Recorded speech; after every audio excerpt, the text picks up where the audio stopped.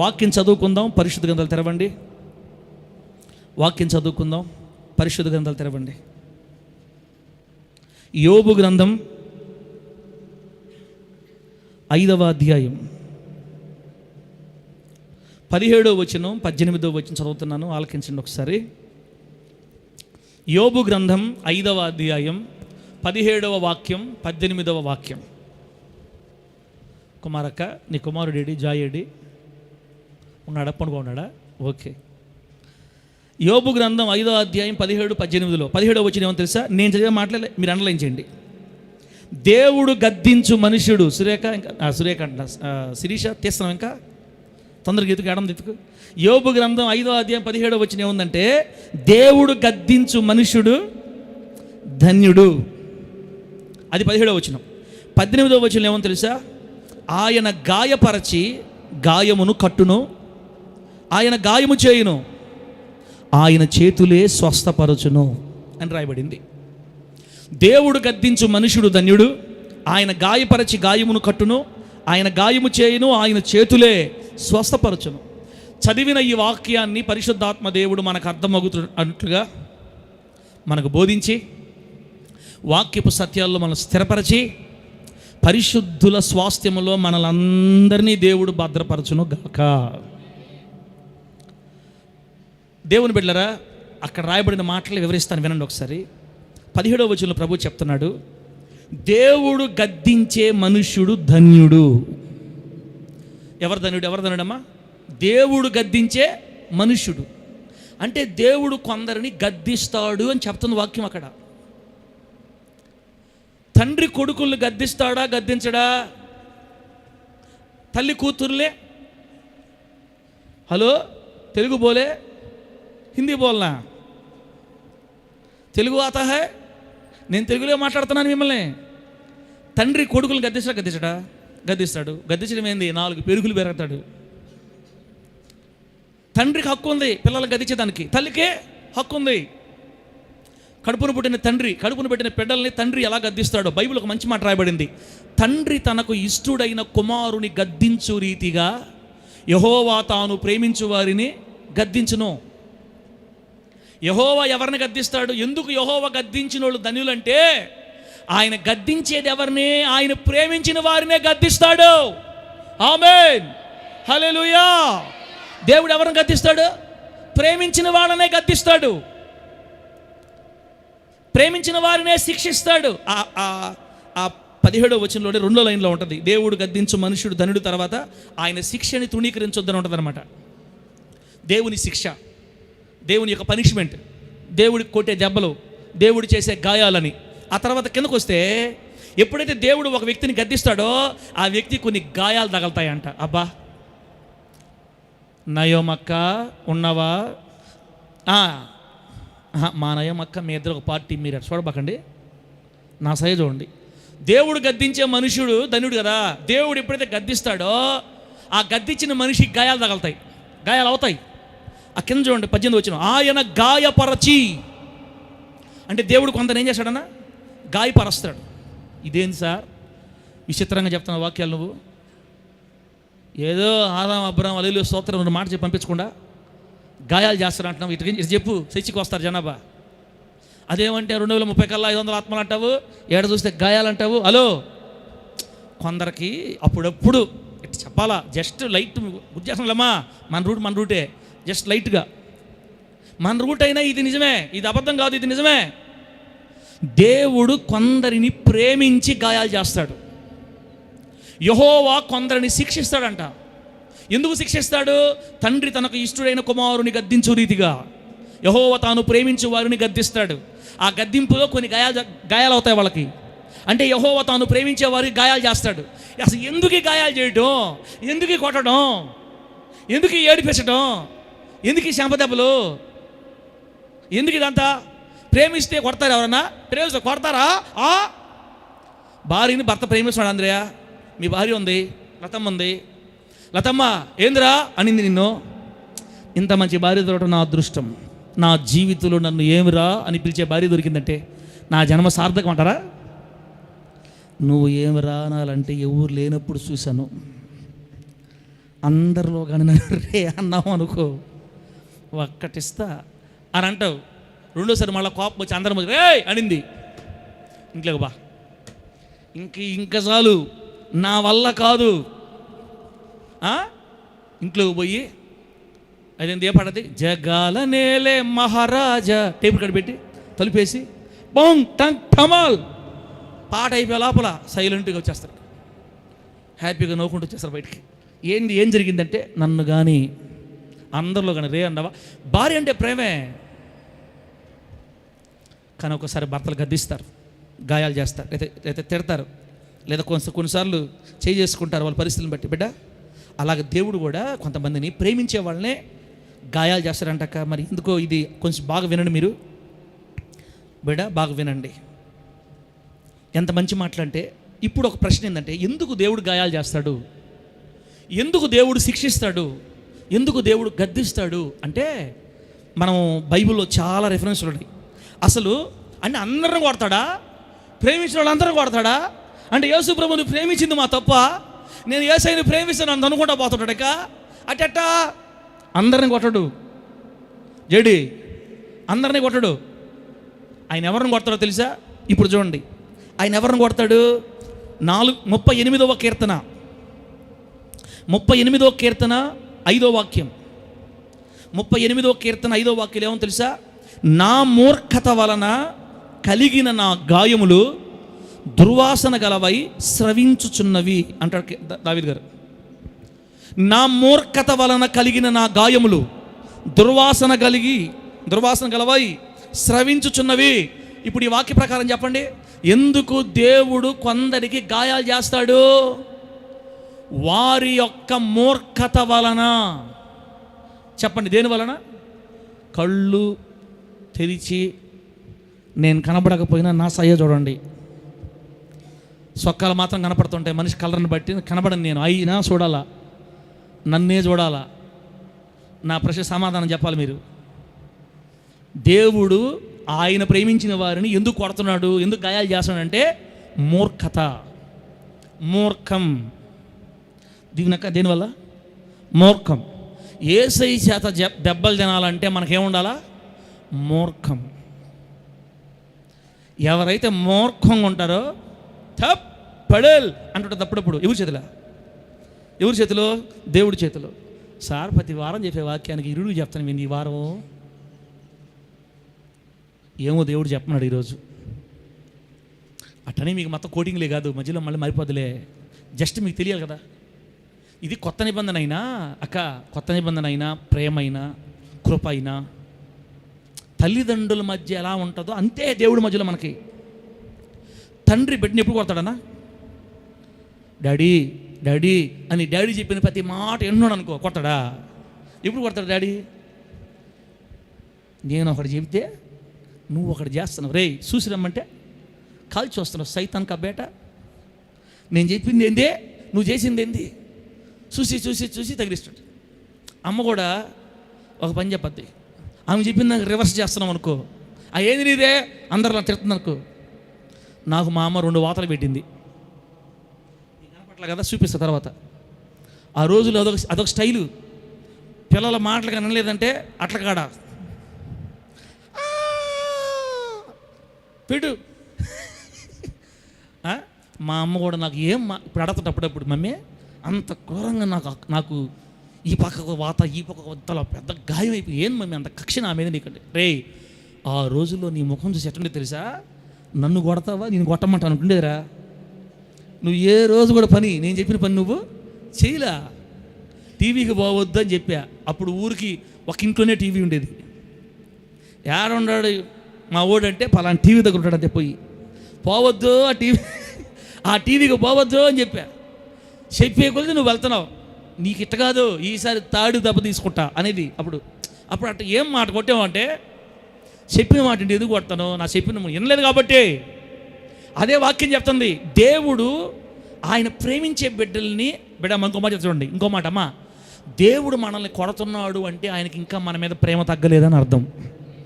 ఒక వ్యక్తిని కనుక దేవుడు వదిలేస్తే ఇంకా ఆ వ్యక్తిని కొట్టడు. దేవుడు కొట్టలేదు అంటే కన్ను మూసి నరకం వెళ్ళిపోవటం. ఇంకా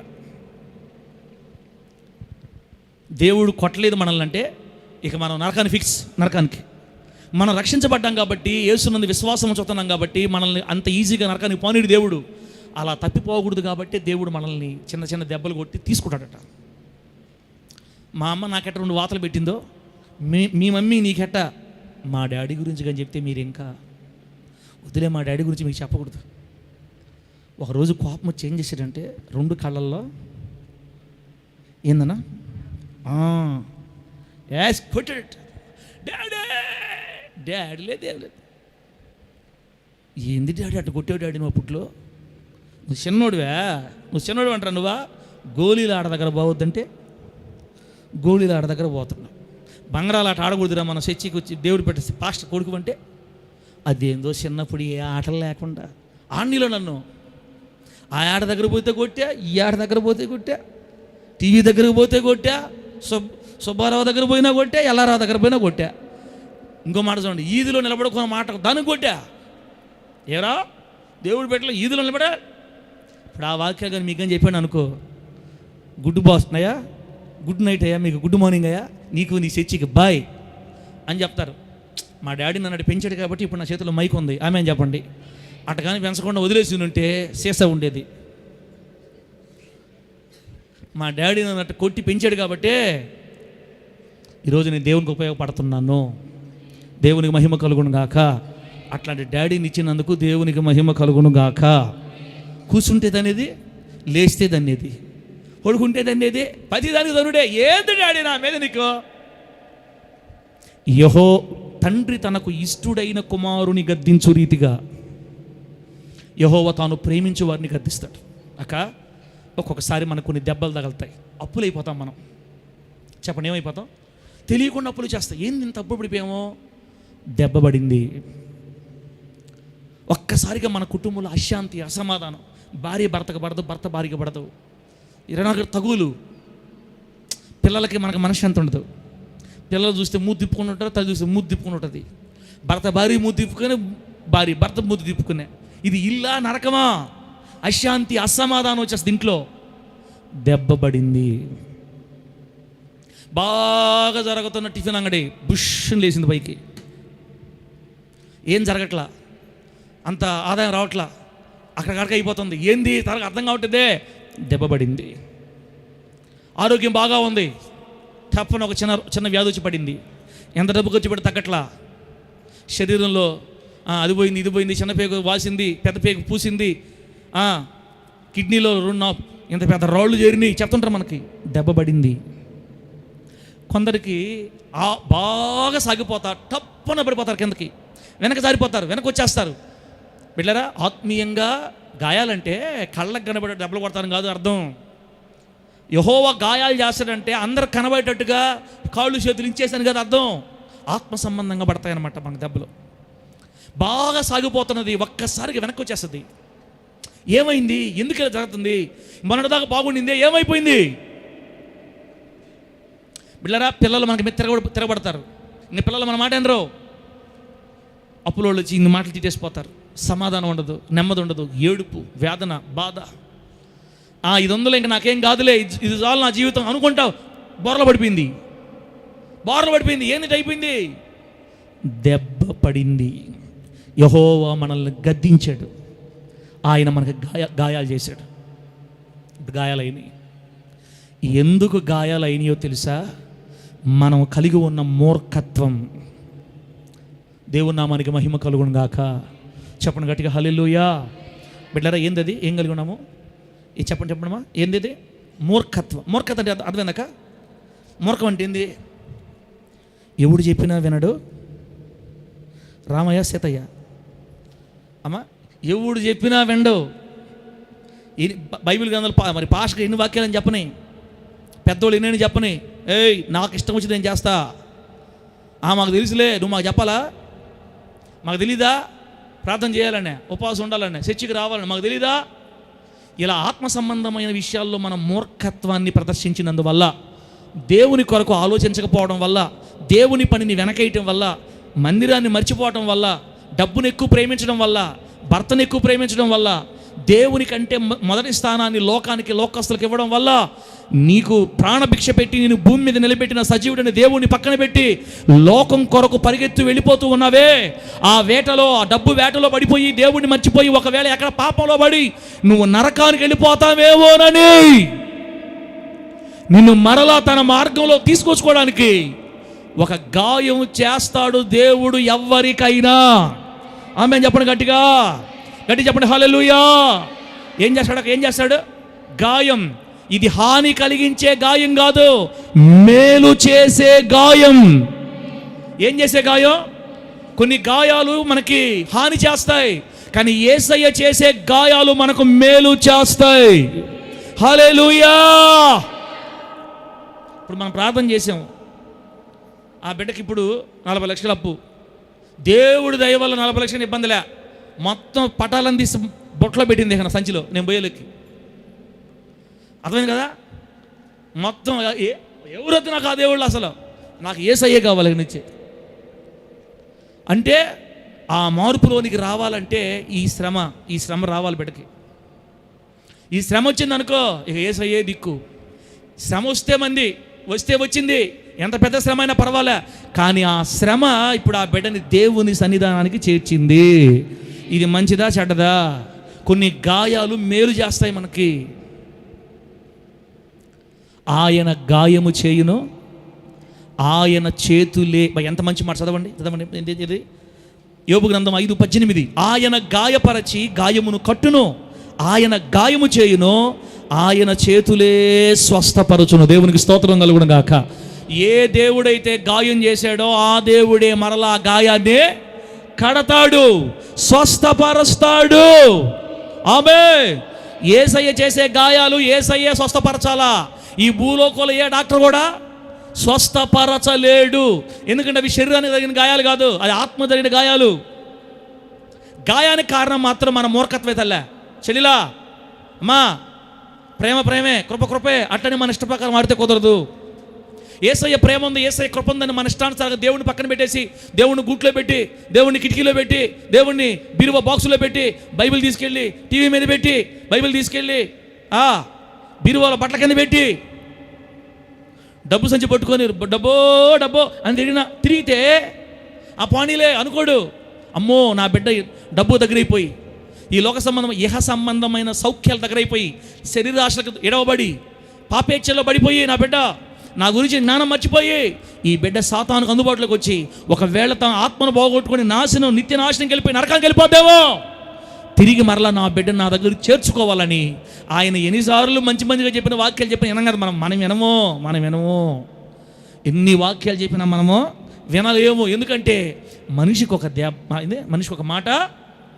ఇప్పుడు రివర్సు. దీవెనక్క ఉండవా? హలో రుతమ్మ తల్లి ఉండారేడా? ఏడే ఉన్నామని వాళ్ళు చెప్పండి, బయటికి పోయి ఉన్నామని వాళ్ళు చెప్పండి.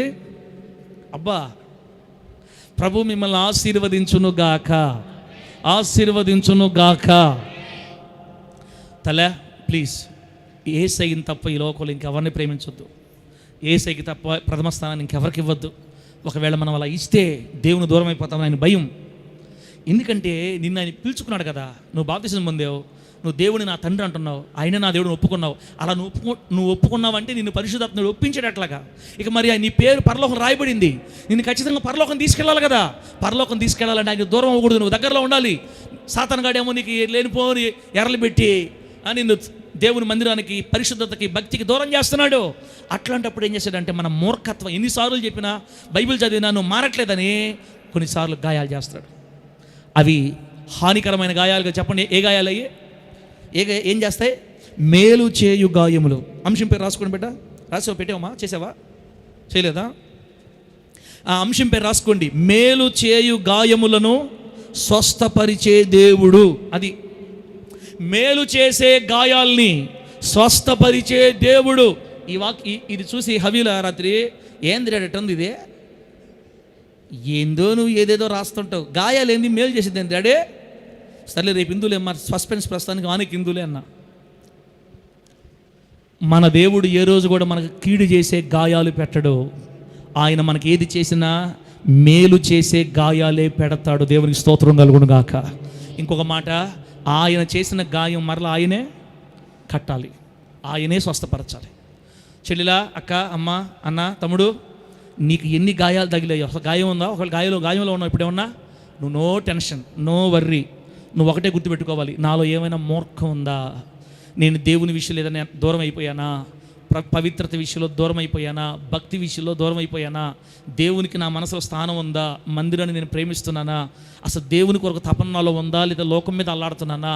ఒకసారి మనం పరీక్షించుకొని, ఒకవేళ దేవుని విషయంలో ఏదన్నా మనం వెనకబడిపోయి ఉంటే వెంటనే సరి చేసుకొని నువ్వు ప్రభు దగ్గర క్షమాపణ చెప్పి, నేను నీ కొరకు బ్రతకాల ఆశ ఉందయ్యా, నన్ను లేవనెత్తు, నన్ను నిలబెట్టు అని ఒక కన్నీరు పొట్టి విడిచి ప్రార్థన చేసుకుంటే ఈ ఆదివారం ఆరాధనలోనే దేవుడు చేసిన మేలు చేసే గాయాలన్నీ మానిపోతాయి. యేసు నామములో మందిరములోనే మీకు స్వస్థత దొరుకుతుంది. హల్లెలూయా, గట్టి చెప్పు హల్లెలూయా. అయితే దేవుడు చేసే గాయాల వల్ల మేలని చెప్పాను కదా. ఏం మేలది? ఏంది? గాయాల వల్ల మేలు కదా పాస్టరా? అవును. సామెతల గ్రంథం 20వ అధ్యాయం 30వ వచనం చూడండి. సామెతల గ్రంథం 20వ అధ్యాయం 30వ వచనం ఏముంది తెలుసా? గాయములు చేయు దెబ్బలు అంతరంగములో జొచ్చి, తర్వాత ఏముంది? చెడుతనమును, ఏముందమ్మా? చెడుతనమును తొలగించును. గాయములు చేయు దెబ్బలు అంతరంగములో జొచ్చి చెడుతనమును తొలగించును. దేవుడు మనకు చేసే గాయాలు, ఆ గాయాల వలన కలిగిన దెబ్బలంట మన అంతరంగంలోకి దూసుకుపోతాయి, శరీరం లోపల దూసుకుపోతాయి. కమలక్క మనిద్దరం ఒకటే, నయమక్క మనిద్దరం కూడా ఒకటే, సువార్తరాజన ఫస్ట్ నుంచి మనిద్దరం ఒకటే. ఉండవాలేవా? విను సువార్తరాజన, విను సువార్తరాజన. దేవుడు చేసే గాయాలు మన గుండెల లోపలికి దూసుకుపోతాయంట. ఆ గాయాల వల్ల కలిగిన దెబ్బలు అంతరంగంలో చొచ్చి, ఎంత మంచి మాట, మన అంతరంగంలో దాగి ఉన్న చెడుతనాన్ని తొలగించేస్తుంది పూర్తిగా. దేవుడు ఒక గాయం చేస్తే ఆ గాయం నీ గుండెల్లో ఉన్న చెడుతనాన్ని తీసేస్తుందంట. తమ్ముడా, మేలా కీడా? మేలా కీడా? శిరీష ఉండారా? ఏంది? ఏమంటున్నారు మీరు? మేలు అంటారు ఏంది? మంచిగా చెప్పండి కాస్త. సీరియస్. జేడి నువ్వు లేవు, జేడి ఈరోజు మాత్రం లేవాడా? మేలు అంటే కొడతారేంది? నన్ను ఏమన్నా కొట్టాలనుకుంటే కిందకు వచ్చిన కొట్టబాకండి దయచేసి. దేవుడు మనకు చేస్తున్న కార్యాలు, లేదా ఆయన కొట్టే దెబ్బలంట మన అంతరంగంలోకి వెళ్ళిపోయేసి అంతరంగంలో దాగి ఉన్న చెడుతనాన్ని, పాపాన్ని లాగి అవతల పడేస్తుంది. అప్పుడు మనం ఏం చెప్పాలి తెలుసా? ప్రభువా, నన్ను మాత్రం మర్చిపోకుండా కొట్టు, నీకు దండాలు పెడతా. హల్లెలూయా. నన్ను మాత్రం నువ్వు మర్చిపోకుండా కొట్టు నాయన. నీకు మాత్రం వ్యతిరేకంగా అడుగు వేసే నాకు ఏం పర్వాలే. ఎట్లాగో మేలు చేసే దెబ్బలే కదా, కీడు చేసే దెబ్బలు కాదు కదా. కొట్టు నాయనా, నీ దెబ్బలు నాకు తగలాలి నాయనా. మీరు గమనించారో లేదో, ఈ అన్ని జనులు ఉన్నారు కదా, వీళ్ళు కొన్ని వీడియోలు చూశాను నేను. ఒక స్వామి దగ్గరికి ఆయనకు పూజారు స్వామిగా కూర్చోడు కుర్చీ మీద. ఈ భక్తులంతా పోయి ఆయన మొక్కుతున్నారు. ఆయన ఏం చేస్తున్నాడంటే యాప్ మిల్లు ఒకటి తీసుకొని పైకి లేస్తున్నాడు. అనిందనుకో, కొట్టు, పట్టి పట్టి పట్టి పట్టి పట్టి ఓయమ్మా ఓయమ్మా ఓయమ్మ అంటుంది. చుట్టూ ఏమంటుంది తెలుసా? ఆశ్చర్యపో చోట్ల కొట్టి, ఇంకా బాగా కొట్టు, ఇంకా బాగా కొట్టు, కొట్టి కొట్టి కొట్టి యాప్ మేళతో కొట్టి మనిషి పడిపోయింది కింద. మళ్ళీ పోయి సింహాసనం కూర్చున్నాడు ఆయన. మళ్ళీ అందరం మొక్కుతుంటారు. నాకు అర్థం కాల, ఈ సిస్టమ్ ఏదో మా దగ్గరగా ఉంటే ఒక్కరు కూడా రారేమో చర్చికి. మనల్ని కొట్టమని చెప్పలేదు యేసయ్య. బిడ్డలారా, శరీరాలకి గాయాలు చేసే దేవుడు కాదు మన దేవుడు. ఆయన ఏదైనా కొడితే ఆత్మ సంబంధంగా కొడతాడనమాట. ఆయన తెలియదా? సృష్టికర్త కదా. బోల్ట్ ఎక్కడ తిప్పితే కనెక్షన్ ఎక్కడికి వస్తుందో తెలుసు ఆయనకి. ఆయన నీలాగా నాలుగు మానవుడా? నేను మందిరానికి ఎట్లా నడిపించాలో దేవుడికి బాగా తెలుసు. ఆ ఇంట్లో ఉండే 2 లక్షలు 3 లక్షలు 5 లక్షలు 10 లక్షలు చూసుకొని మురిసిపోతున్నావు కదా. ఆ 10 లక్షలు ఉందని చెప్పి మందికి దూరం అయిపోయావు కదా. మొత్తానికి నేను వాళ్ళ ఎట్లా లైన్లో తెచ్చుకోవాలో ప్రభువు తెలుసు. అట్టని నాశనం చేయడులే, మరీ ఘోరంగా చేయడు, తెలుసు ఆయనకి. ఆయన ఏం చేస్తాడు తెలుసా? గాయం చేసి సావరా నీ సావు అండవు, టప్పన మళ్ళీ బాగు చేసేస్తాడు. నాకైతే ఆయన సంతోషం ఉందో బిడ్డ. దేవుడు చేసే గాయాలు అంతరంగంలో ఉన్న చెడుతనాన్ని తొలగిస్తాయి. దేవా, నేను నీకు వ్యతిరేకంగా ప్రవర్తించిన ప్రతిసారి కొట్టు నన్ను అని చెప్పాలి మనం. నాకు గాయం చేయి తండ్రి, నన్ను మరలా నీ త్రోవలో తీసుకో, నన్ను మరలా నీ వైపు మార్చుకో. నేను నీకు దూరంగా ఉండి నేను బతకలేను, నీకు వ్యతిరేకంగా నా జీవితం వద్దు, నీవు నాతోనే ఉండాలి, నేను నీతోనే ఉండాలి. నాలోన నీవు నీలోన నేను కలిసుంటే చాలు, కడవరకు యేసయ్యా. నాలోన నీవు నీలోన నేను కలిసుంటే చాలు, కడవరకు యేసయ్యా. కొదువన్నదే లేదు, కొదువన్నది లేదు, భయమన్నది రాదు, నీ ప్రేమ నాకు శాశ్వతమేసయ్యా. నీ తోడు నాకు చాలు యేసయ్యా. నాలోన నీవు నీలోన నేను కలిసుంటే చాలు. 2-4 పెడతలే. కొడవరకు యేసయ్యా. నాలోన నీవు నీలోన నేను. వద్దులేమ్మా లైట్గా పెడతలే పెట్టి. ఏమి ఎఫ్రా, ఏమైంది ఎఫ్రా? నాలోన పెట్టు, సౌండ్ పెట్టు. అది నాలోన నీవు నీలోన నేను కలిసుంటే చాలు, కడవరకు యేసయ్యా. కొదువన్న అది దాన్ని మళ్ళీ మడత పెట్టు, బాగా అటుగా తల మడత పెట్టు. అది కొదువన్నది లేదు, భయమన్నదే రాదు, కొదువన్నది లేదు, భయమన్నదే రాదు, నీ ప్రేమ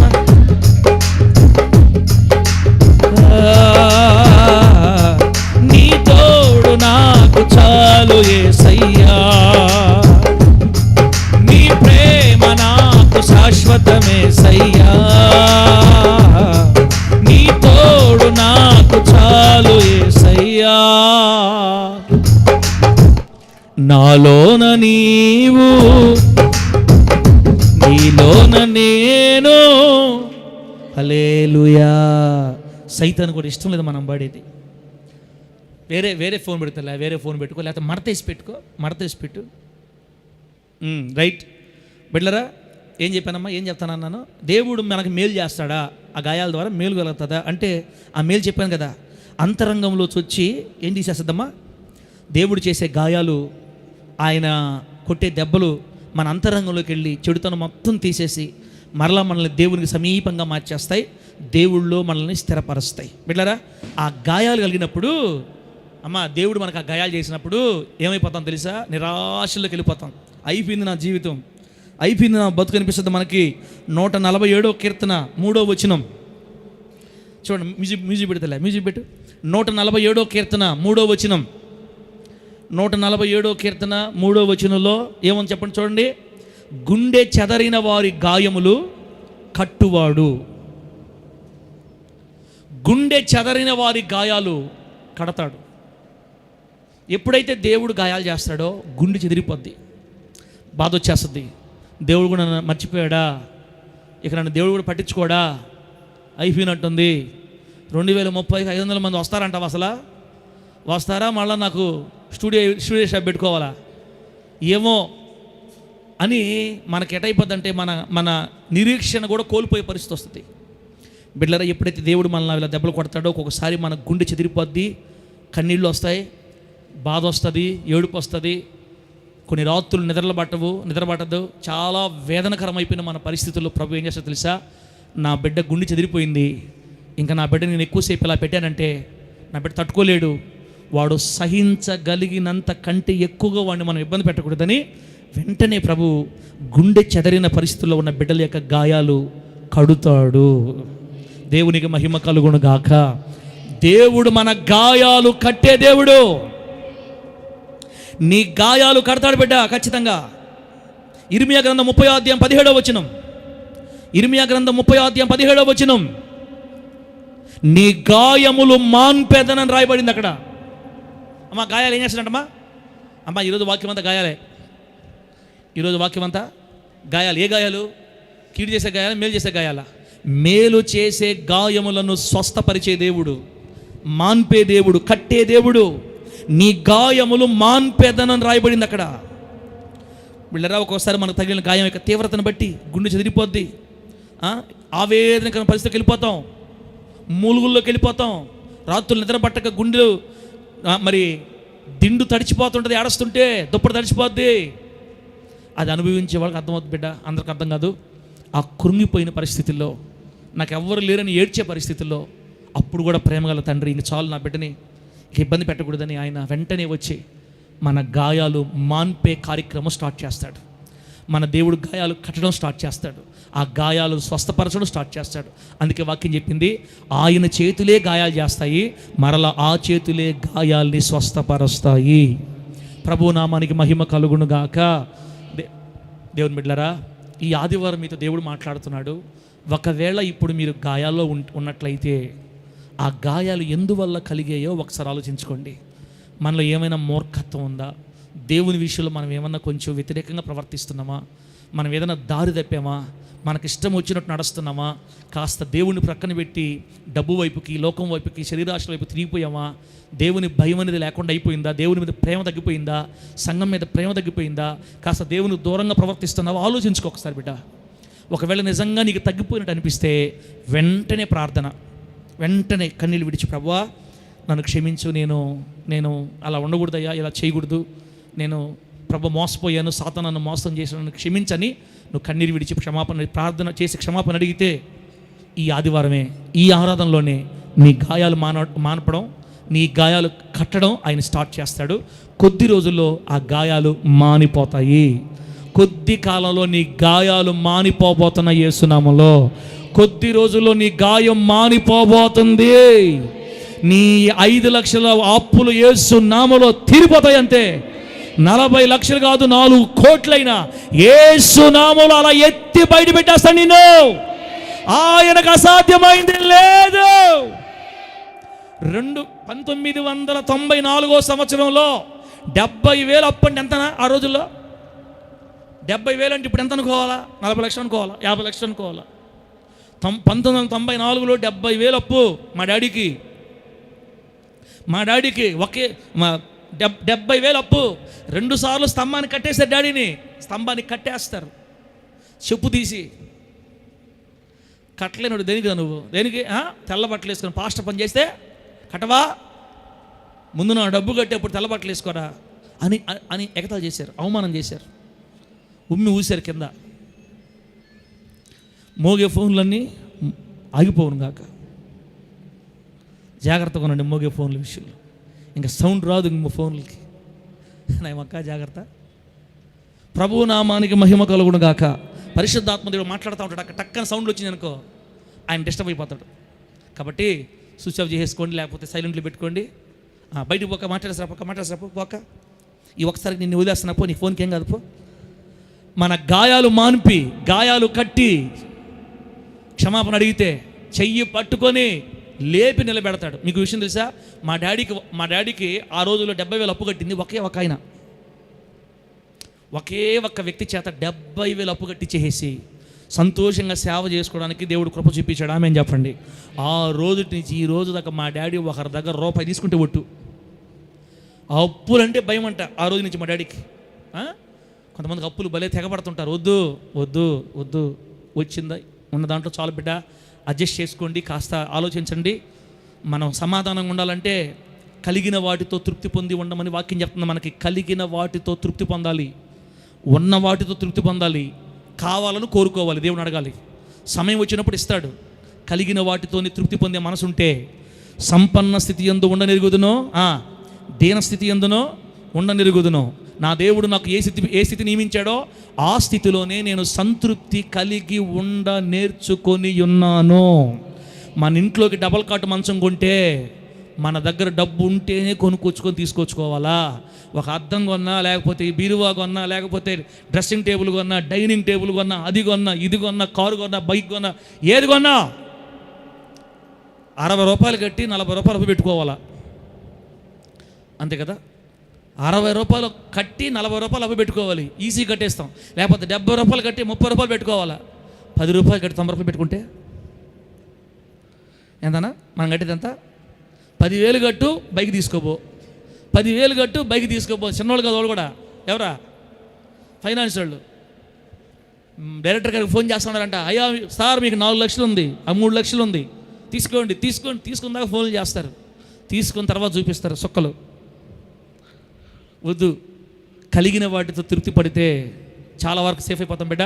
ఒకవేళ నువ్వు పడిపోయినా అదొక దెబ్బ అనుకో, అదొక గాయం అనుకో, దేవుడు నిన్ను గాయం చేశాడు అనుకో. గాయం చేసిన దేవుడు నిన్ను విడిచిపెట్టలేదు. ఈరోజు నిన్ను ప్రేమతో మాట్లాడుతున్నాడు. ఒక్కసారి యేసు వైపు తిరిగి నన్ను క్షమించు ప్రభు అని అడుగు, నన్ను కనికరించు ప్రభు అని అడుగు. దేవా నన్ను జ్ఞాపకం చేసుకొని కన్నీళ్ళతో ఒక్క మాట చెబితే ఈరోజే నీ గాయాలు మానిపోవడం ప్రారంభిస్తాయి యేసు నామములో. గాయాలు మానపడానికి ఆయన సంవత్సరాలు పట్టదు, ఒక్క రోజు చాలు. స్టార్ తిరిగిపోతే యేసు నామములో అంతే. ఒక్క రోజు ఆయన నీ పరిస్థితి విప్లవాత్మకంగా మారుస్తాడు. గాయాలు చేసే దేవుడే గాయాలు మానపగలడు. ఆ గాయములు నీ జీవితంలో ఏమన్నా నా ప్రభువైన యేసయ్య ఈరోజే నీ గాయములు మాన్పివేయునుగాక, ఈరోజే నీ గాయములు కట్టునుగాక, ఈరోజే నీ గాయములు మాన్పునుగాక. ఆ గాయములు నీ జీవితంలో ఉన్న చెడుతనాన్ని తొలగించునుగాక. ఆమేన్, హల్లెలూయా. మళ్ళీ పాడదామా ఎఫ్రా? మళ్ళీ పాడదామా? ఏంది ఎఫ్రా? ఈరోజు దళిపోయింది ఎఫ్రా? కొట్టు పెట్టు. నాలోన నీవు, నీలోన నేను కలిసుంటే చాలు, కడవరకు యేసయ్యా. నాలోన నీవు, నీలోన నేను కలిసుంటే చాలు, కడవరకు యేసయ్యా. భయమన్నదే లేదు, దిగులన్నదే రాదు, భయమన్నదే లేదు, పొదువన్నదే రాదు. నీ ప్రేమ నాకు శాశ్వత, నీ తోడు నాకు చాలు యేసయ్యా. నీ ప్రేమ నాకు శాశ్వతమేసయ్యా, నీ తోడు నాకు చాలు యేసయ్యా. నాలోన నీవు, నీలోన నేను కలిసుంటే చాలు, కడవరకు యేసయ్యా. నాలోన నీవు, నీలోన నేను కలిసుంటే చాలు, కడవరకు యేసయ్యా. స్తోత్రం, ఆమేన్.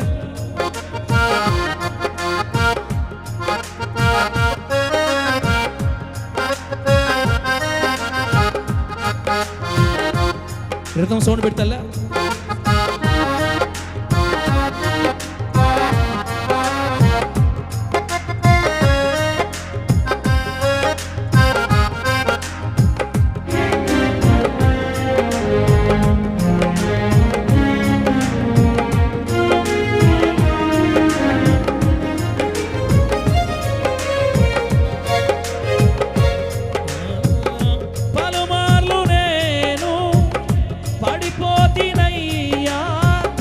దిక్కన్నదే లేక దిగజారిపోతినయ్యా.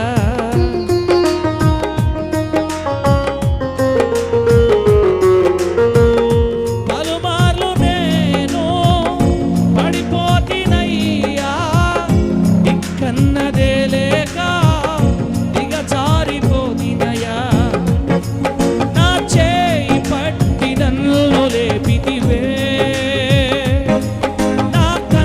తండ్రివై నన్ను కాచితివే. నా చేయి పట్టి నన్ను లేపితివే,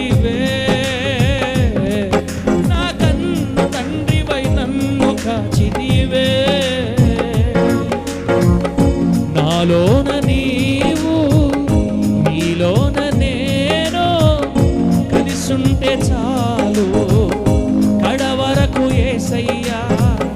నాలోన నీవు నీలోన నేను కలిసుంటే చాలు కడవరకు యేసయ్యా. స్తోత్రం.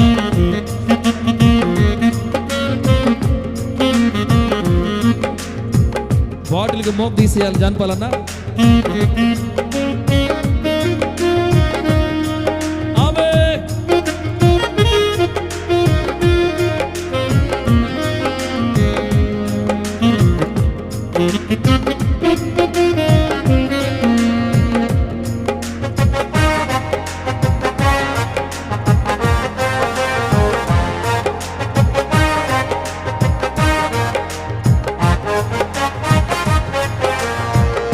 నీ సన్నిధిలో నీ ముఖ కాంతితో పరవశించిపోతినయా నీ ప్రేమలోనే.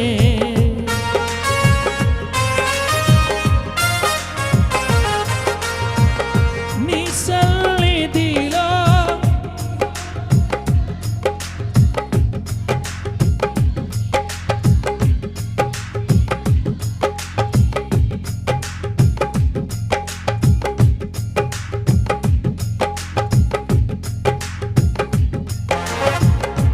స్తోత్రం.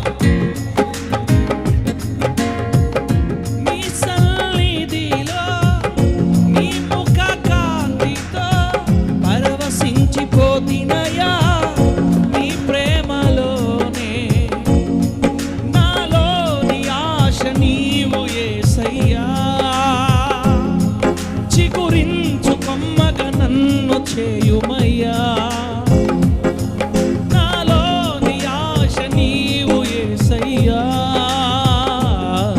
చిగురించు కొమ్మగా నన్ను చేయుమయ్యా. నాలోన నీవు నీలోన నేను కలిసుంటే చాలు కడవరకు యేసయ్యా. నాలోన నీవు నీలోన నేను కలిసుంటే చాలు కడవరకు యేసయ్యా. కొదువన్నదే లేదు, భయమన్నది రాదు. కొదువన్నదే లేదు, భయమన్నది రాదు. నీ తోడు నాకు చాలు యేసయ్యా. నీ ప్రేమ నాకు శాశ్వతమేసయ్యా. నీ ప్రేమ నాకు శాశ్వతమేసయ్యా. నీ తోడు నాకు చాలు యేసయ్యా. నాలోన నీవు నీలోన నేను కలిసుంటే చాలు కడవరకు యేసయ్యా. నాలోన నీవు నీలోన నేను కలిసుంటే చాలు కడవరకు యేసయ్యా. ఆశ్చర్యమైనది అవతులే లేనిది నన్ను వీడిపోనిది నీ ప్రేమ యేసయ్యా.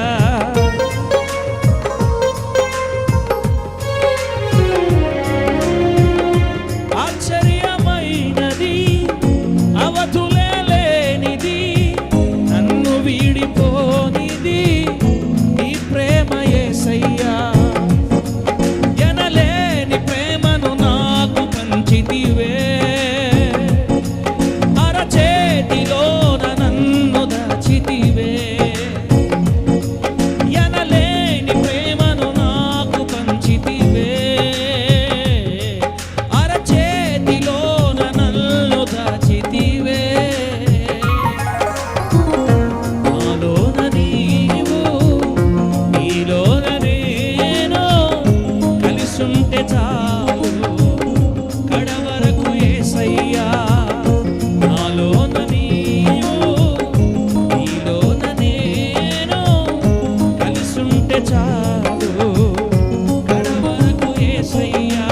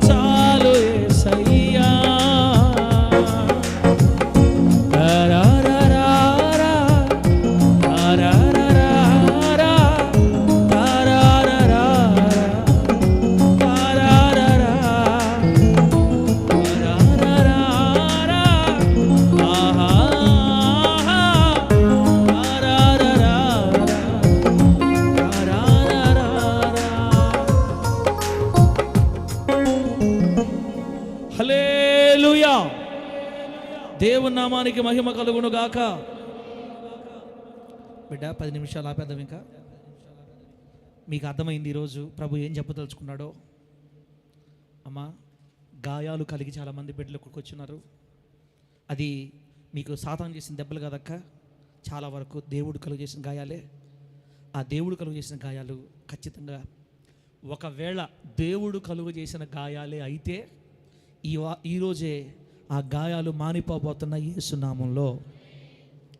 కొందరికి సాతాను కూడా గాయాలు చేస్తాడు, అది వేరే సబ్జెక్టు. అది నాకు తెలిసి అట్లాంటి బిడ్డలు ఇక్కడ లేరనుకుంటున్నాను. సాతాను ఎవరికి గాయాలు చేస్తాడంటే దేవునికి చెందని వారికి గాయాలు చేస్తాడు. మనందరం దేవుని చెందిన వారి బిడ్డ, మనకి మరి దేవుడు తప్ప ఆ అధికారం ఎవరికి ఇవ్వడు బిడ్డరా. మరి ఇప్పుడు నేను గాయాలు కలిగిన ఒక ఇద్దరిని జ్ఞాపకం చేసి ప్రార్థన చేసుకుందాం. ఒక ఇద్దరిని జ్ఞాపకం చేస్తా. ఒక 5-10 నిమిషాలు ఆపేస్తాను బిడ్డ, మిమ్మల్ని ఇబ్బంది పెట్టను. ఒక ఇద్దరిని ఎవరికి గాయాలు చేశాడు, ఎవరికి స్వస్థపరిచాడో మీకు ఉదాహరణకు అర్థమైతే మీకు సంతోషం వచ్చేస్తుంది. లోకా సువార్త 10వ అధ్యాయం తీయండి ఒకసారి. లోకా సువార్త 10వ అధ్యాయం 30వ వచనం నుండి 35వ వచనం వరకు చదివితే మీకు అది అర్థమవుతుంది. లోకా సువార్త 10వ అధ్యాయం 30వ వచనం నుంచి 35వ వచనం వరకు నేను చదువుతున్నాను. ఒకసారి చూడండి ఒకసారి బిడ్డ. అందుకు యేసు ఇట్లనే, ఒక మనుషుడు యెరూషలేము నుండి యెరికో పట్టణమునకు దిగి వెళ్ళుచు దొంగల చేతిలో చిక్కెను. వారు అతని బట్టలు దోచుకొని అతనిని కొట్టి కొరప్రాణముతో విడిచిపోయేది. అప్పుడు ఒక యాజకుడు ఆ త్రోవను వెళ్ళి తటస్థించెను. అతడు అతనిని చూచి ప్రక్కగా పోయెను. అలాగునే లేవీయుడు ఒకడు ఆ చోటికి వచ్చి చూచి ప్రక్కగా పోయెను.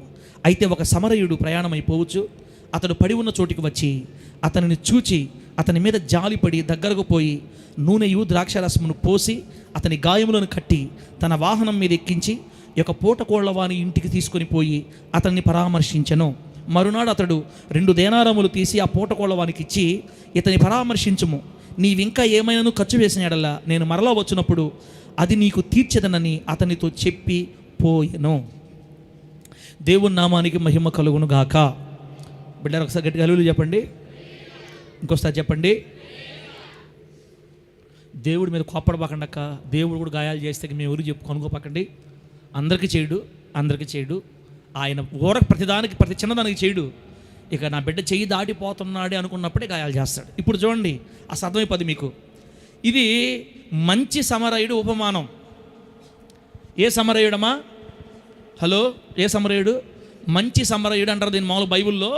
మంచి సమరయుడు ఉపమానం అంటారు అనమాట. యేసు ప్రభువు చెప్పిన చిన్న కథ అయినా కూడా దాంట్లో మంచి అర్థం ఉంది దీంట్లో.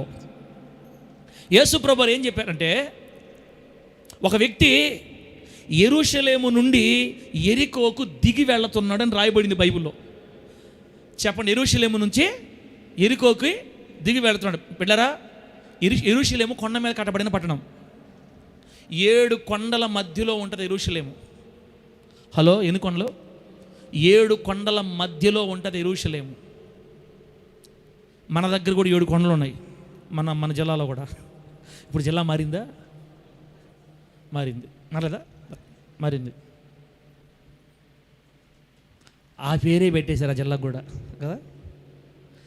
ఎన్ని మెట్లెక్కినా కనబడవే. మా పాటలు కూడా పాడుకుంటూ ఉంటారు. ఏం కనబట్టి తగ్గిపోయావు నువ్వు, ఏడకుండా ఏడుండవు, నీ బాధలు. ఎన్ని మెట్లు ఎక్కాలి నీకోసం, ఎన్ని మెట్లు ఎక్కాల. అయినా కానీ పాపం ఆ వాళ్ళ భక్తి చూడండి, మెట్లు కాళ్ళు చెప్పులు లేకుండా ఎక్కుతుంటారు మెట్లు. ఈ రోడ్ల మీద చూస్తుంటే తల మీద పెట్టుకొని ఓ అని పోతుంటారు. ఏంది ఇంత బాధ మీకు? ఇంత బాధ రాండయ్యా, రారు. సరే, వాళ్ళు బాధలు పడి వెళ్తారు. మన దగ్గర కూడా 7 కొండలు ఉన్నాయి. 7 కొండల మీద ఒక ఊరు ఉంది. ఆ ఊరు బాగా ప్రసిద్ధి చెందింది ప్రపంచవ్యాప్తంగా. రైట్. ప్రపంచంలో అట్లాంటి ప్రదేశాలు 3 ఉన్నాయి మొత్తం. 7 కొండల మీద కట్టబడిన ఊర్లు 3 ఉన్నాయి. 1 తిరుపతి, 2 యెరూషలేము, 3 రోమా పట్టణం కూడా 7 కొండల మీద కట్టబడి ఉందన్నమాట. రోమా పట్టణం ఏమో మరియమ్మ ఆరాధనకి ప్రసిద్ధి. యెరూషలేం పట్టణం ఏమో మన ప్రభువైన యేసుక్రీస్తు వారికి, క్రిస్టియానిటీకి ప్రసిద్ధి. ఇక ఇక్కడ నేను చెప్పలేదు, ప్రసిద్ధి. ఓకే, ఇప్పుడు ఈ 2 తీసేద్దాం. మనం యెరూషలేం దగ్గరికి వద్దాం. యెరూషలేము ఎత్తైన పట్టణం అన్నమాట. బైబిల్ ఒక మాట రాయబడింది, మీరు క్రీస్తుతో కూడా లేపబడిన వారైతే పైన ఉన్న వాటిని వెతకండి. ఆమె చెప్పండి గట్టిగా. ఏ వెతకాలి? మనం పైన ఉన్న వాటిని వెతకాలి. పరలోక సంబంధమైన సంగతులు వెతకాలి. పరలోక సంబంధమైన వాటి మీద దృష్టి నిలపాలి. భూ సంబంధమైన వాటి మీద కంటే పర సంబంధమైన వాటి మీద ఎక్కువ దృష్టి మనకు ఉండాలని వాక్యం చెప్పింది. ఆ ఎత్తులో నుంచి ఒక వ్యక్తి ఎరికో కింద ఉంటుంది. యెరూషలేముతో పోలిస్తే ఎరికో చాలా కింద దిగువ ఉంటుంది అనమాట. అందుకే దిగి వెళ్ళుచుండగా రాయబడింది బైబిల్లో. దాని గురించి ఎంతసేపు చేస్తా పాస్టరా? నేనైతే 2 మాటలు చెప్పేసి ఉండేవాడిని. ఇంతసేపు సాగదీస్తాను దాన్ని. ఆడే ఉంది. ఒక వ్యక్తి ఎత్తు నుంచి కిందకి దిగుతుండంట. ఇప్పుడు రాసుకోండి. యెరూషలేము అంటే ఆధ్యాత్మిక ఔన్నత్యం, భక్తిలో ఔన్నత్యం, ఉన్నత స్థితి, భక్తిలో ఉన్నత స్థితి, పరిశుద్ధతలో ఉన్నత స్థితి యెరూషలేము అంటే. ఎరికో అంటే భక్తిహీనతకు సాదృశ్యం. ఒక వ్యక్తి భక్తి నుంచి భక్తిహీనతకు దిగుతున్నాడు. ఒక వ్యక్తి భక్తి నుంచి ఎక్కడ దిగుతున్నాడు అక్క? ఎక్కడ దిగుతున్నాడు? హలో, ఎంబీబీఎస్ ఎగ్జామ్ రాసేవాళ్ళారా చెప్పండి. రాసుకోవాలి, ఖచ్చితంగా రాసుకోవాలి. నాకు కొంచెం నా మాట కూడా జవాబు చెప్తా రాసుకోండి. అందరూ ఎంబీబీఎస్ చదువుకున్నాడు అంతా. ఎంఏ బీఈడీలు డీడీడీలు డిగ్రీలే మన వాళ్ళంతా. రాబోయే రోజుల్లో అటువంటి గుంపుని దేవుడు లేవనెత్తున యేసునామములో. నేను ఇప్పుడు మిమ్మల్ని ఎగతాళి చేస్తున్నాను, నా ఎగతాళి నిజమైపోవును గాక. అందరూ డీడీలు బీడీలే. ప్రస్తుతం మన బిడ్డలంతా డీడీలు బీడీలే. యేసు ప్రభు వారి సైన్యంలో యేసు ప్రభు వారి శిష్యులు అట్టున్నారు మన శిష్యులు కూడా. ఇక్కడ రాబోయే రోజుల్లో బలమైన సైన్యం మన సంఘంలో తయారగును గాక. అమ్మా, సూటిగా సుత్తి లేకుండా ఒక్క మాటలో చెప్పాలంటే, ఒక వ్యక్తి ఎప్పుడైతే దేవుని నుండి లోకం వైపుకు దిగతాడో, నయమక జ్యోతమ్మ వినపడుతుందా? ఒక వ్యక్తి ఎప్పుడైతే దేవుని వైపు నుండి లోకం వైపుకు దిగతాడో అప్పుడు ఆ వ్యక్తికి గాయాలు అనుమతిస్తాడు దేవుడు. అప్పుడేం జరిగింది తెలుసా? ఈ మార్గ మధ్యలోనే ఉన్నారు దొంగలు. ఆ దొంగలకు చిక్కాడు. దొంగలు ఏం చేస్తారు? బొట్టు పెట్టి, బెదరు, షేక్ అండి బెదరు, నీ దగ్గర డబ్బులు ఉంటే ఇస్తావా ప్లీజ్ అంటారా? ఆడ బైబిల్ రాయబడింది, తుక్కు కొట్టి మొత్తం దోచుకొని కొర ప్రాణములతో విడిచిపెట్టి పోయిరి అని రాయబడింది. ఆ దొంగలు ఈ బెదర్ని, ఈ బెదరా ఎక్కడి నుంచి దిగుతున్నాడమ్మా? ఎక్కడి నుంచి దిగుతున్నాడు? భక్తి నుండి భక్తిహీనత దిగుతున్నాడు. పరిశుద్ధత నుండి లోకత్వంలో దిగుతున్నాడు. దేవుని వైరాగ్యం నుండి దేవుని కొరకు నేను వైరాగ్యంగా జీవించాలా అనే స్థితి నుంచి అంతా భక్తి లేదు, ఏం లేదు, సైతం అది లేదు, ఇది ఏం లేదు, మొత్తం ఏం లేదు అనుకునే స్థితి దిగజారిపడాడు అనమాట. ఇలా ఎప్పుడైతే దేవుడి నుంచి లోకాన్ని దిగిపోయాడో, ఈ దిగిపోతున్నాడో, అప్పుడు దేవుడు దొంగల కంట్లో పడేటట్టు చేశాడు ఈ వ్యక్తిని. చెప్పండి ఒక మాట, దేవుని అనుమతి లేకుండా దొంగలు ఈ వ్యక్తిని తాకుతారా? అమ్మా, సూపులతో గుచ్చి చంపొద్దు, నాకు అర్థమైంది, నేను ఆపేస్తాను, ఇంకా నాకు ఎందుకులే. 1:30 అయిందంటే ఇంక సూపులు మారిపోతాయి. ఇంకా సూపులతో గుచ్చి చంపి నన్ను ఆపరా స్వామి, ఈ మధ్య టైం ఎక్కువ చేసేస్తున్నావు నువ్వు అన్నట్టు మీకోసమే అయిపోయింది లాస్ట్ మాట. దేవుడు అనుమతించకపోతే దొంగలు ఈ వ్యక్తి దొంగల కంట్లో పడ్డు. ఈ సందర్భం నాకు ఒక విషయం గుర్తొస్తుంది. 2012, 13, 14 సంవత్సరాల్లో ముత్తుకూరు ఇందిరమ్మ కాలనీలో ఉండి సువార్తలకు పోయేవాళ్ళవి. రిక్షా ఉండేది మన దగ్గర. రిక్షా తీసుకుని పోయేవాళ్ళం. ఒకసారి 11:30 అయిపోయింది. కృష్ణపట్నం నుంచి మేము ముత్తుకూరుకి వస్తున్నాం. గోపాలపురం దగ్గర వచ్చేసరికి ఒక కారు మమ్మల్ని ఫాలో అవుతుంది. కారు నిండా యవనస్తులు ఉన్నారు.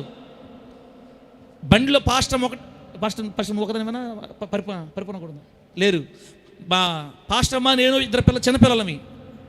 11:30, 12 అయిపోతుంది. ఆడ భోజనం పెడితే వాళ్ళతో మాట్లాడి తినేలేక 11:30 అయిపోయింది. సువార్త అయిన తర్వాత అందరు యవనస్తులే. నాకు కూడా భయం వచ్చేసింది. అయ్యా, ఈరోజు ఏం జరగద్దు నాయన, మొత్తం తాగేస్తుండారు.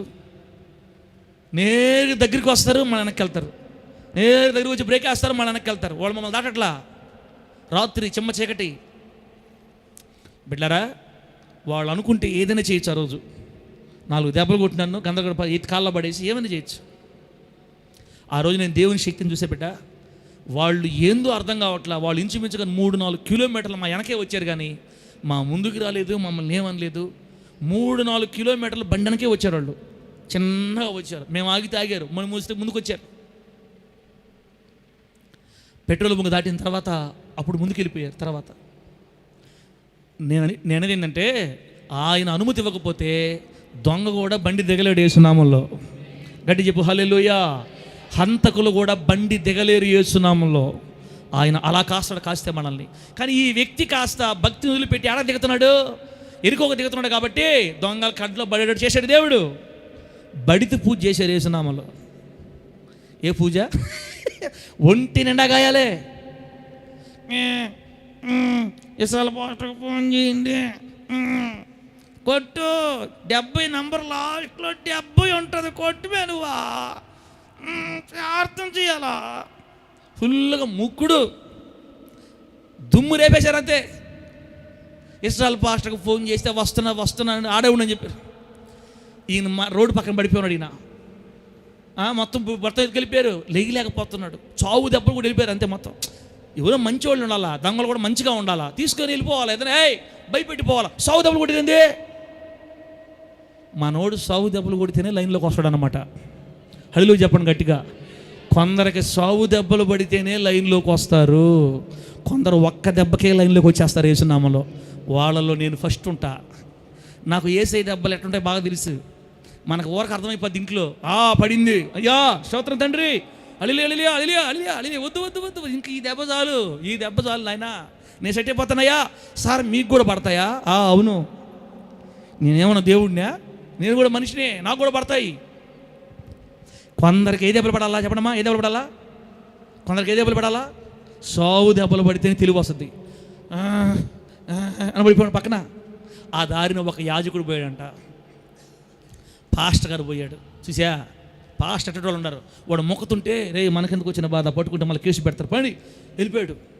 మళ్ళీ లేవీడు వచ్చాడంట. ఆ లేవీడు కూడా చూసి పక్కగా పోయాడంట, మనకెందుకు వచ్చిన బాధ, ఈ కేసులు మనకు వద్దు, వెళ్ళు. అప్పుడు ఒక సమరీయుడు వచ్చాడు బిడ్డ. ఆ సమరీయుడు అంటే అమ్మ ఇజ్రాయేలీలకి అష్షూరు సంబంధించిన, అష్షూరు రాజ్యంలో ఉన్న అంటే అన్యులు, ఇజ్రాయేలీలకి అన్యులకు పుట్టిన పిల్లల్ని సమరీయులు అన్నారు. ఈ సమరయ్యలు వేరుగా అన్నమాట, ఇశ్రాయేలుతో కలవరు. ఆ సమరయ్యలో నుంచి ఒక వ్యక్తి ఆ దారిని వస్తూ ఉంటే అని మొక్కుతున్నాడు. త్వరగా అతను గాడి దిగి దగ్గరకు చూస్తే మామూలు కోటింగ్ కాదు, ఫుల్ కోటింగ్. ఏడ బట్టలు దోసుకొని పోయి మొత్తం రాగిపోయి ఇంతలో ఊపిపోయి, అంకులు ఇట్లా అయిపోయింది అంకులు. ఏమయ్యా అంకులు, ఏ బెదర్ ఏమైంది? ఇంకేముంది అంకులు, ఫుల్ కొట్టారు అంకులు, మొత్తం దోసుకుపోయింది. దొంగలు యాడ్ నుంచి వస్తున్నావు? ఎరుసలేం నుంచా? పైనుంచి కింద దిగుతున్నావా? జాగ్రత్త బల కింద దిగి వచ్చేసినావా? ఇప్పుడు ఎందుకు అంకులు వాసిపోయి ఉంటే మొత్తం అయింది, ఏదైనా ఉంటే చూడండి. వెంటనే తన దగ్గర ఉన్న నూనె ద్రాక్ష రసం తెచ్చి గాయాలు కడిగి గాయాలు కట్టుకట్టి అంటే దేవుడి స్తోత్రం కలుగును గాక. గట్టి చెప్పండి హల్లెలూయా. ఏం చెప్పానమ్మా? యెరూషలేం అంటే ఏం చెప్పాను అర్థం? యెరూషలేం అంటే ఏం చెప్పాను? ఆధ్యాత్మిక ఔన్నత్యం, భక్తి. ఎరికో అంటే భక్తిహీనత. దొంగలంటే దేవుడు అనుమతించిన గాయాలు. దొంగలంటే దేవుడు అనుమతించే గాయాలు. సమరయుడు దేని సదస్సు తెలుసా? స్వస్థత కోసం దేవుడు తెరిచిన మార్గం. ఆమేనండి, గట్టి చెప్పండి హల్లెలూయా. ఎంత మంచి దేవుడు అంటే మన దేవుడు దొంగల చేత కుమ్ము కొట్టించి సావనేవాడు కాదు, మళ్ళా గాయాలు మానపడానికి మళ్ళీ ఆయనే ఏర్పాటు చేస్తాడు. ఆమేన్ చెప్పండి గట్టిగా. గట్టి చెప్పు హల్లెలూయా. పడిపోయి మూలవుతున్నాడా? వదల్లా. సమరయుని ఏర్పాటు చేశాడు. అంటే గాయములు స్వస్థపరచడానికి ఒక ద్వారం తెచ్చాడు దేవుడు. ఆ వ్యక్తి ఏం చేశాడంటే గాయాలు కడిగి కట్టి ద్రాక్షారసం తగ్గించి నూనె పూసి కట్టి తన వాహనం మీద, తన గాడిద మీద ఎక్కించుకొని నేరుగా తీసుకోపోయాడంట. పూటకోళ్ళవాని ఇంటికి తీసుకోపోయాడు. పూటకోళ్ళవాని ఇల్లు అంటే ప్రయాణికుల వసతి లేదా చిన్న హోటల్ లేదా సత్రం, లాడ్జ్ అని అర్థం. బస, విడిది ఇల్లు, ఆశ్రయం, ఇన్ని అర్థాలు వస్తాయి. చిన్న లాడ్జికి తీసుకుపోయాడు. ప్రయాణికుల వసతి. ఇప్పుడు మనం ముంబై పోయేటప్పుడు ఒకే రోజు పోలేం కాబట్టి మధ్యలో ఎక్కడన్నా ఒంగోలులోనో లేకపోతే గుంటూరులో, విజయవాడ ఆగి చిన్న రూమ్ తీసుకొని రాత్రికి స్టే చేసి మళ్ళీ ఉదయం లేచి మళ్ళీ వెళ్తూ ఉంటారు మురికి. అలా మార్గ మధ్యలో కొన్ని సత్రాలు, లాడ్జీలు ఉంటాయి. ఈ వ్యక్తి అంట కట్లు కట్టుకొని ఈ వ్యక్తిని గాడి మీద తీసుకుపోయి ఒక చిన్న సత్రంలో లేదా పూటకోళ్ళవాని ఇంటి దగ్గర డబ్బు ఇస్తే భోజనం పెడతారు, అట్లాంటి ఇంటికి తీసుకొని వెళ్ళి ఆ పూటకోళ్ళవాని ఇంట్లో, సత్రంలో, లాడ్జ్లో కూర్చోబెట్టి మరి చేర్చాడు. ఇప్పుడు లాగా హోటల్ అంటే భోజనం వరకే కాదు, ఆ రోజు ఎటువంటిదంటే హాస్పిటల్ కూడా మినీ హాస్పిటల్ ఉండేది అనమాట అక్కడ. ఈ పూటకోళ్ళవాని ఇంట్లో చేర్చి ఇప్పుడు ఆయన చెప్తున్నాడు, అయ్యా ఇదిగో ఈ 2 దినాలు తీసుకో, ఈ అబ్బాయికి బాగా టైంకి భోజనం పెట్టి టైంకి మందులే, ఇంకా ఒకవేళ నేను ఇచ్చింది కాకుండా ఇంకా ఎక్కువ అయిందో ఖర్చు పెట్టు, నేను మరలా వచ్చినప్పుడు నీకు ఎంత ఖర్చు అయిందో నేను దాన్ని మరలా చెల్లిస్తాను. ఈ వ్యక్తి సంగతి కాస్త జాగ్రత్త చూసుకొని చెప్పి అతను అప్పగిచ్చి ఆ మంచి సమరుడు తన దారిని దాన్ని వెళ్ళిపోయాడు. దేవుడికి స్తోత్రం కలుగును గాక. గట్టి చెప్పండి హల్లెలూయా. ఇతన్ని తీసుకెళ్ళిన పూటకోళ్ళవాని ఇల్లు ఏదో తెలుసా? ఆ పూటకోళ్ళవాని ఇల్లు దేని సదృశ్యం అంటే హోలీ జడ్జి ప్రార్థనా మందిరం. ఏంది holy judge temple, holy judge మందిరం. సమరయుడు ద్వారా దేవుడి గాయాలు తగిన వ్యక్తిని తీసుకొని వచ్చి పూటకోళ్ళవాని ఇంట్లో పెట్టాడు. ఇప్పుడు మనమందరం ఏ ఇంట్లో ఉన్నామో? పూటకోళ్ళవాని ఇంట్లో ఉన్నాం. ఇప్పుడు మీకు టైంకి మన అన్నం పెట్టే దేవుడు జీతగాడు పాస్టరు, మీకు మంచి టైంకి మందిచ్చే దేవుడు మొక్కుతున్నారు అనుకో, మూలవుతున్నారు అనుకో, ప్రార్థన చేసే దేవుడు, మీ సంగతులు చూసుకునే దేవుడు, మీకోసం ప్రార్థన మీకోసం అన్ని చేయాల్సిన దేవుడు. ఈ పూటకోళ్ల వాని ఖర్చు ఎక్కువైంది అనుకో, రేపు రెండవసారి మరలా మన ప్రభు అయిన యేసయ్య మంచి సమరయునికి సాదృశ్యమైన యేసుక్రీస్తు రెండవసారి వచ్చినప్పుడు మధ్యాకాశంలో నాకు బహుమతులు కూడా ఇస్తాడు యేసునామంలో. నేను మీకోసం ఖర్చు పెట్టిన దానికంటే డబల్ ఇస్తాడంట. సప్పుడు కొట్టు ఫుల్ కొట్టు, నీరసం కాదు, హుషారు కొట్టు. అయిపోయింది. దేవుడి మిమ్మల్ని ఆశీర్వదించును గాక. హల్లెలూయా. ఈ పూటకోళ్ళవాని ఇంటిలోకి చేర్చాడు తల్లని ఈరోజు దేవుడు సంఘంలో చేర్చాడు నిన్ను.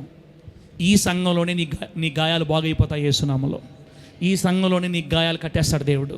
నువ్వు ఏం ఏడుపులు, అది దొంగల దెబ్బలా లేకపోతే ఇంకేది.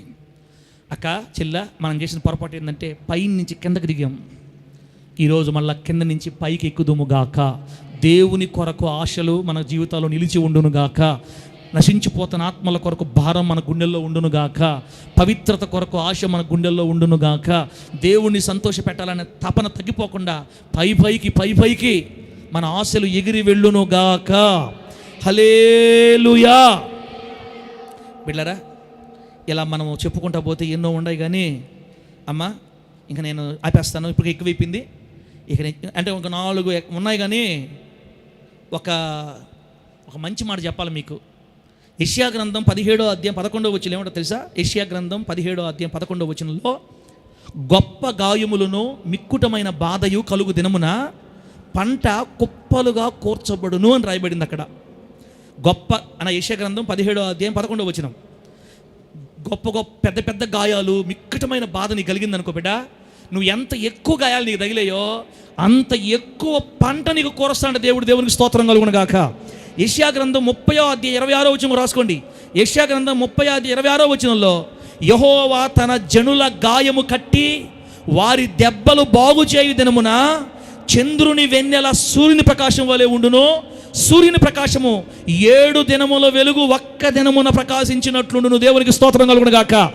హలో, నీకు ఎంత పెద్ద దెబ్బ తగిలిందో అంత గొప్ప ఆశీర్వాదాన్ని సిద్ధపరిచి ఉన్నాడు నీకు. హల్లెలూయా. ప్రేమగల దేవుడు కొట్టే దాంట్లో కూడా ప్రేమతో కొడతాడు యేసునామములో. అంతే. నీకు ఎన్ని దెబ్బలు తగిలితే అంత గొప్ప పంటంట.